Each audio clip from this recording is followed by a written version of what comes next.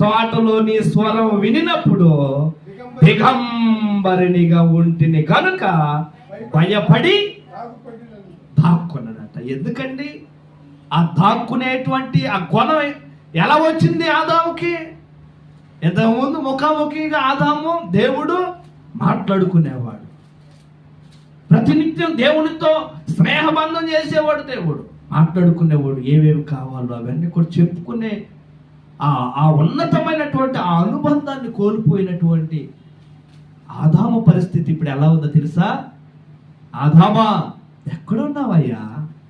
ఆదామా ఎక్కడ ఉన్నావనంటే ఆదాము చెప్పిన మాట ఏంటో తెలుసా? నీ స్వరం విన్నప్పుడు నేను దిగంబరిగా ఉండి దాక్కున్నాడు. ఇంకేమన్నాడు తెలుసా? అక్కడ కూడా క్షమాపణ ఇవ్వాలనుకున్నాడు.